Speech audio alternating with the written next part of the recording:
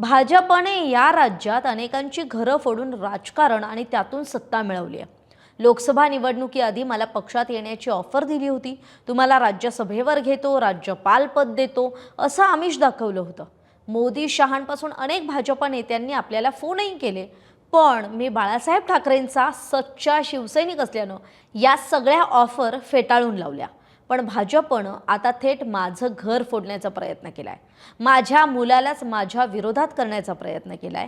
माझ्या मुलालाच आपल्या पक्षात खेचण्याचा प्रयत्न केलाय। पण तो मी हाणून पाडल्याचा दावा शिवसेना उद्धव बाळासाहेब ठाकरे पक्षाचे माजी खासदार आणि नेते चंद्रकांत खैरेंनी केलाय।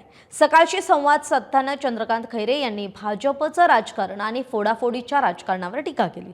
लोकसभा निवडणुकीआधी आपल्याला भाजपनं पक्षात येण्याची ऑफर दिली होती, परंतु माझ्यासारख्या सच्चा आणि सामान्य शिवसैनिकाला नगरसेवक, दोनदा आमदार, 4 वेळा खासदार, राज्यात मंत्री असं सगळं काही देणाऱ्या बाळासाहेबांना मी का सोडून जाऊ?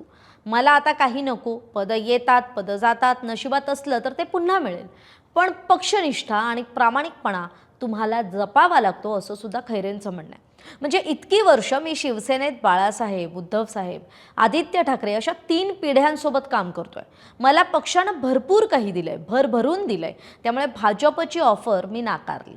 उद्धव ठाकरेंसोबत संकट काळात त्यांच्या पाठीशी उभं राहिलो, पण घर फोडणाऱ्या भाजपची माझ्या घरावर सुद्धा वक्रदृष्टी पडली। माझ्या मुलाला म्हणजेच ऋषिकेशला भाजपमध्ये घेण्याचा प्रयत्न स्थानिक नेत्यांनी केला। मला जेव्हा हे कळालं तेव्हा माझ्यासाठी हा एक मोठा धक्का होता। माझी सगळी हयात ही बाळासाहेब ठाकरे, उद्धवसाहेब ठाकरे आणि आदित्य ठाकरेंसोबतच्या शिवसेनेत गेली आहे। मी पक्षाचा ज्येष्ठ आणि मोठा नेता आहे आणि माझाच मुलगा ज्यांनी शिवसेना फोडली त्या पक्षात जाणार हे कळाल्यावर मात्र मी व्यथित झालो होतो। युवा सेनेचा जबाबदार पदाधिकारी भाजपात गेला तर त्यातून वाईट संदेश गेला असता। शिवसेना नेत्याचा मुलगा पक्ष सोडून गेला हे योग्य होणार नाही हे लक्षात आल्यानंतर आम्ही सगळ्या कुटुंबानं एकत्रित बसून त्याची समजूत काढली आणि पक्षप्रमुख उद्धव ठाकरेंच्या कानावर सुद्धा ही बाब घातली। मुलाला त्यांच्याकडे घेऊन गेलो, त्यांनी सुद्धा समजूत काढत पक्ष संघटनेसाठी केलेल्या कामाची आठवण करून देत त्याला रोखल्याचं खैरेंनी म्हटलंय। त्यामुळे शिवसेना फोडणाऱ्यांबद्दल मला प्रचंड राग आहे।